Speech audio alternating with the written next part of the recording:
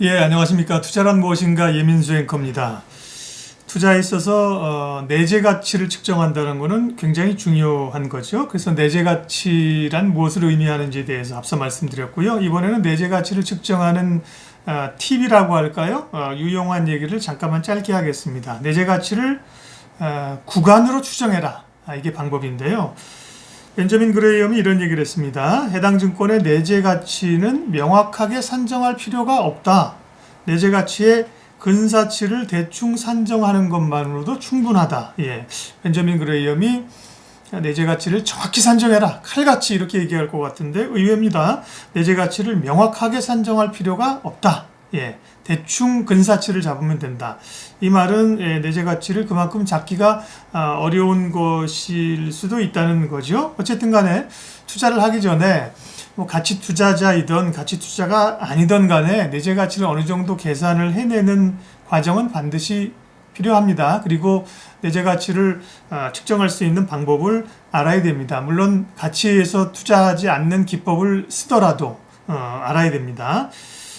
내재 가치를 측정한다는 것은 마치 낯선 나라를 여행하면서 지도를 손에 쥐고 있는 것과 마찬가지입니다. 그리고 캄캄한 밤에 항해를 하면서 마치 앞에 있는 등대를 찾아보고 가는 것과처럼 기준이 될 수 있다는 거죠. 어렵지 않을 때는 괜찮지만 갑자기 뭐 큰 어려움이나 돌발 악재나 인간의 심리로 인해서 주가가 급락할 때는 결국은 내재 가치가 믿음이 되거든요. 내재 가치를 가지고 견딜 수 있느냐 없느냐를 판단하는 겁니다. 단기적으로는 가격과 가치는 얼마든지 다른 방향으로 갈 수가 있지만요. 시간이 지나면 가격과 가치는 일정 부분으로 비슷한 곳으로 모인다는 그런 그 경험과 철학에 근거한 것이죠. 예, 그런데 앞서 문제는 내재 가치를 측정하는 게 굉장히 쉽지 않다고 말씀을 드렸습니다. 첫 번째 이유는 각자 가치를 보는 관점이 다르기 때문이고요. 또 내재 가치를 산정하는 과정에서 주관적인 요소가 많이 개입된다고 말씀을 드렸죠. 가장 객관적이고 과학적으로 계량 모델을 통해서 계산한다고 하는데 보면 아이러니한 거는 그 가운데 인간의 주관이 많이 개입된 거죠. 컴퓨터라고 하는 게 정확한 계산을 해내지만 좋은 자료를 넣으면 좋은 결과를 얻을 수 있지만 쓰레기를 넣으면 쓰레기를 내놓는다는 유명한 얘기가 있지 않습니까? 그래서 내재 가치의 산정은 굉장히 필요한 것인데 어렵다. 그래서 이 내재 가치를 측정하고 투자에 적용하는 데 있어서 두 가지 매우 지혜로운 도구가 있습니다. 하나는 제목에서 말씀드린 것처럼 그레이엄이 얘기한 것처럼 내재 가치를 구간으로 측정하라. 그러니까 하나의 점, 우리가 통계학에서도 뭐 점 추정이 있고 구간 추정이 있는데 하나의 점이 아니라 어림수로서 구간으로 범위로서 설정을 할 수 있다는 거죠. 그레이엄이 이런 얘기를 합니다. 내재 가치를 분석하는 건 굉장히 중요한데 내재 가치를 하나의 값이라고 생각하면 굉장히 큰 오류다. 분명하고 확정적인 하나의 값으로 생각하면 그것은 커다란 착각이라고 얘기를 했습니다. 그 말은 불확실성이 존재한다는 거죠. 그러니까 근사치를 찾으려는 노력을 하고 그걸 좀 더 정교화하려는 작업들을 계속 해야 된다는 겁니다. 예를 들어 보죠. 어떤 기업의 주당 가치를 계산했는데 48,700원이다 이렇게 나왔다고 합시다. 그렇게 나옵니다. 실제로 저도 몇 가지 모델을 가지고 자산가치 이렇게 해보면요. 왜냐하면 뭐 수익가치, 자산가치 더해가지고 주식수로 나누게 되면 이게 5만 원 떨어지겠습니까? 그렇지 않고 48,700원 이렇게 나올 수 있는 거거든요. 그러면 이 48,700원이라는 값이 진리가 아니라는 겁니다. 변할 수 있다는 거죠. 그러니까 48,700원 밑에 있으면 그거를 버티고 있으면 무조건 그 가격까지 간다고 볼 수가 없는 거죠. 그러니까 대략 한 45,000원에서 5만원 정도의 범위를 설정한다고 하면 대응하기가 훨씬 쉬운 거죠. 그러면 한 45,000원에서 5만원이니까 4만원 밑으로 뭐 그보다 더 싸면 좋겠지만요. 이렇게 대략 사서 값도 내가 대략 한 5만원 정도 45,000원에서 5만원 정도 생각하고 있으니까 시장 상황에 따라서 45,000원에 팔 수도 있는 거고 너무 계속 이제 잘 간다 그러면 5만 원 넘어서 팔 수도 있는 거고 그렇지만 대략의 범위가 있는 거죠. 그걸 붙잡고 뭐 10만 원까지 20만 원까지 갈 걸로 생각하면 가치가 그렇게 급격하게 변동할 요인이 없는데 붙잡고 가는 건 무리겠죠. 대략적인 범위를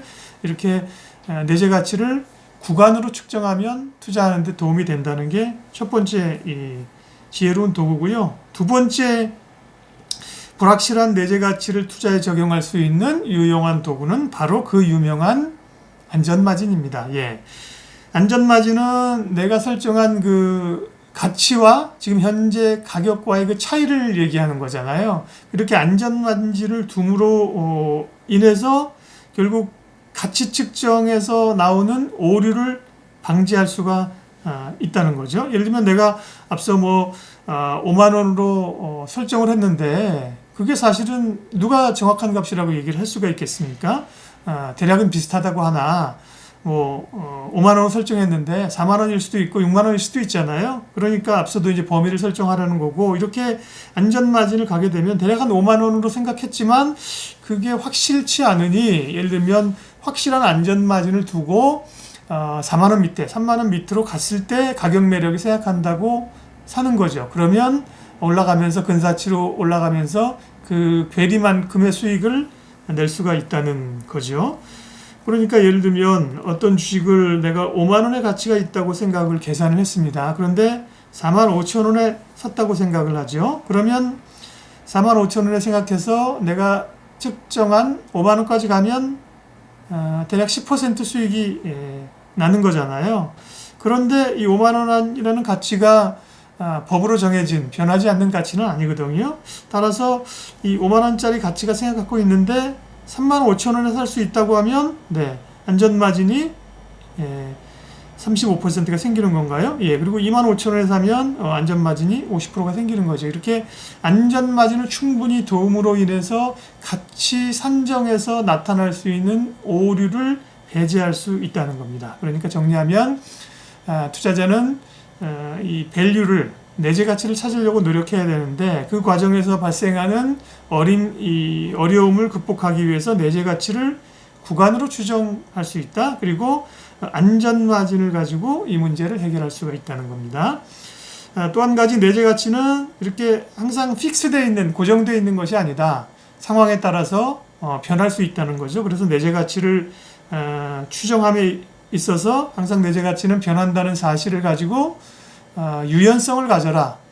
이 투자자들은 그렇게, 전설적인 투자자들은 얘기를 합니다. 어떻게 보면 점으로 추정하지 않고 근사치로 범위를 가지고 추정한다는 것도 일종의 유연성을 갖는 거잖아요. 예. 어떻게 내재 가치를 구체적으로 좀 더 지혜롭게 오류를 피하면서 오류의 완충작용을 가지면서 추정할 것인가에 대해서 내재 가치를 구간으로 측정하라는 벤자민 그레이엄의 말씀을 드렸습니다. 예. 부디 현명한 투자자가 되십시오. 고맙습니다.